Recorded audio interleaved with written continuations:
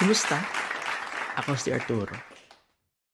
Sa 5 taon ko sa RFP, marami akong natutunan, nakilala, at na-discover ng mga bagay about creativity, passion, at freedom. Kung paano magsimulang gumawa ng maps, hanggang sa paano natin pananatilihin itong team natin na masaya, matatag, at mabibigyang pangarap sa mga Minecraft players na sasali sa atin. At kung paano maging open sa mga ideas nila. Salamat sa mga Frostbits na nagstay at active sa team hanggang ngayon. You help me at times na kailangan ko kayo. Nagsimula ang team sa isang bagong chapter noong April 30, 2020, kung saan ginagawa namin ang una at bagong map called Rare Frostbites Sky World. Na-inspire ako sa ginawa ng Polymaps noon na ginawa nilang Cobble Clicker. Pero wala akong pera pambili ng map.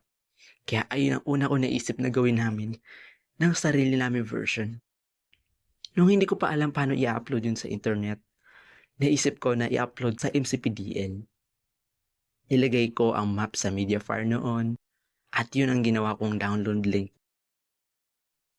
Pero hindi tinanggap ang map namin. Ilang beses ko sinubukan pero nire-reject talaga eh. Naisip ko noon, what if gumawa ako ng sariling website? Ilang months at years bago ko natutunan at gumawa ng isang maganda, aesthetic, maayos, user-friendly, at fast-loading website. Doon ko nabuo ang RFP Store. At habang tumatagal, nagkaroon na ng mararaming packs, mga map, at ng mga skin pack. Hindi lang basta naging growth ang RFP Store sa amin, but also nagkaroon din kami ng independence, ng sarili namin space sa team. Kaya ginawa din namin ang RFP Mansion. Pero hindi lang kami makakagamit. Available ito publicly sa lahat ng mga Minecraft creators, kaya lahat magagawa ang kailangan nila ng mas madali dito. Para i-celebrate natin ang 5th anniversary ng Rare Frostbites, may ilalabas kaming bagong map. I'm pretty sure magugustuhan mo yon. And also, i-rebrand ko ang RFB Store. Bagong update, bagong character, pero hindi nalalayo sa dating itsura.